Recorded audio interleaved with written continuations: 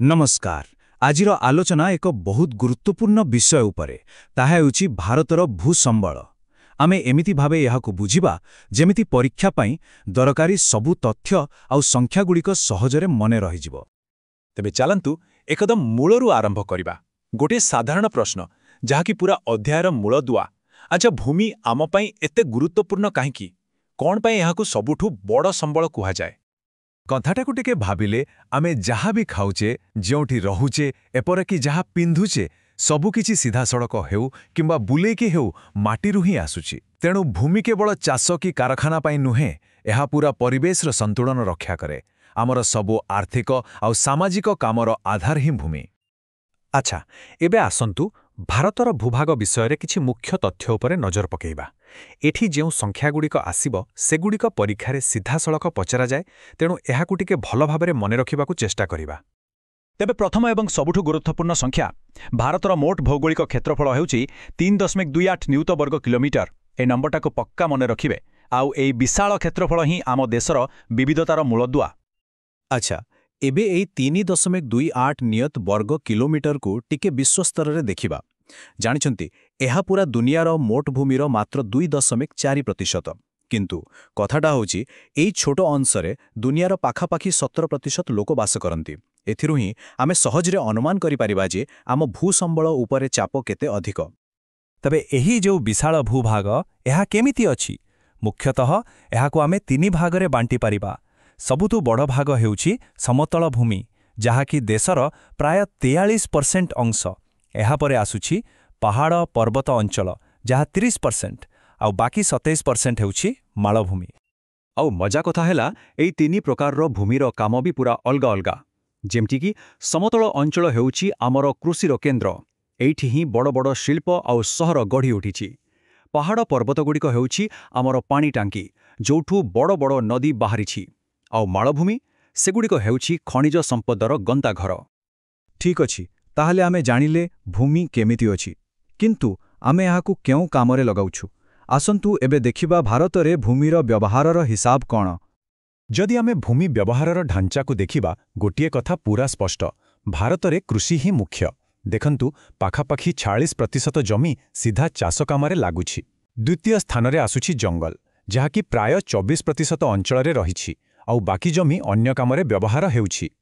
एबे सेई जंगल कथाकु टिके गुरुत्व देबा। एटा परीक्षा पाई बहुत जरूरी। देखंतु आमर जातीय वननीति कहूछि जे परिवेशर संतुलन पाई देशर 33% भागरे जंगल रहिबा कथा, किंतु अछि केते? मात्र 24%। तेबे एई जो 9% फरक रहीगला, एइटा ही बड़ समस्या। एहा जोगो ही मृत्तिका क्षण, जलवायु परिवर्तन भली असुविधा सृष्टि होउछि। ताहले प्रश्न उठुछि, एमिति काहींकी हेउछि? आम जंगल कमिबारे लागिछि काहींकी? हाँ, एहा पछरे अनेक कारण अछि। जेमितिकी चाष पाई अधिक जमी दरकार, सहरगुड़िक बढ़िबारे लागिछि, खनि खनन हेउछि, आउ बड़ बड़ नदीबंध योजना।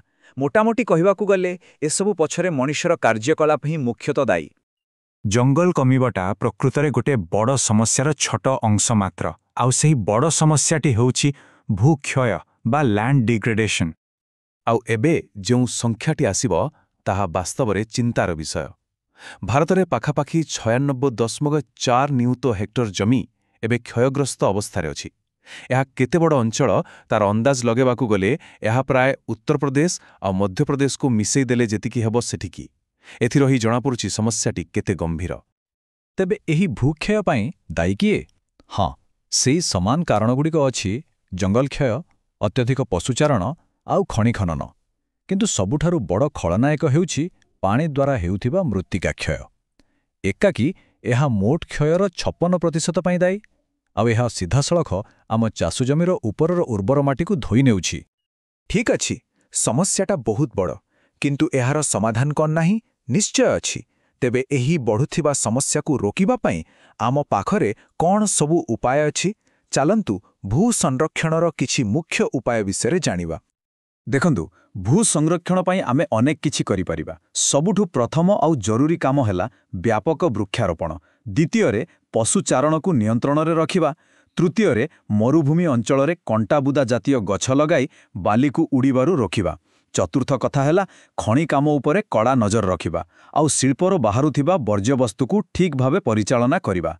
ଶେଷରେ ଚାଷ ଜମିର ଚାରିପଟେ ଗଛର ବାଡ଼ ଭଳି ତିଆରି କରିବା ଯାହା ପବନକୁ ଅଟକାଇବ। ମନେ ରଖିବେ, ଏହିସବୁ ପଏଣ୍ଟ ପରୀକ୍ଷାରେ ଲେଖିବା ପାଇଁ ବହୁତ ଗୁରୁତ୍ୱପୂର୍ଣ୍ଣ। ତେବେ ଶେଷରେ ଗୋଟିଏ କଥା ସ୍ପଷ୍ଟ, ଭୂମିର ବ୍ୟବହାର କେବଳ କୌଣସି ବ୍ୟକ୍ତିଗତ କିମ୍ବା ସରକାରୀ ବିଷୟ ନୁହେଁ, ଏହା ଆମ ସମସ୍ତଙ୍କର ଭବିଷ୍ୟତ ସହ ଜଡ଼ିତ। ପ୍ରକୃତ ପ୍ରଶ୍ନ ହେଉଛି, ଆମେ ଏକ ସୁଚିନ୍ତିତ ଯୋଜନା କିପରି ତିଆରି କରିବା, ଯାହା କେବଳ ଆମ ପାଇଁ ନୁହେଁ ବରଂ ଆମର ଆଗାମୀ ପିଢ଼ି ପାଇଁ ମଧ୍ୟ ଏକ ସୁରକ୍ଷିତ ଭବିଷ୍ୟତ ନିଶ୍ଚିତ କରିପାରିବ। ଏହା ହିଁ ଆମ ପାଇଁ ଏକ ବଡ଼ ଚିନ୍ତାର ବିଷୟ। ଆଶା କରୁଛି ଆଜିର ଏହି ଆଲୋଚନା ନିଶ୍ଚୟ କାମରେ ଆସିବ।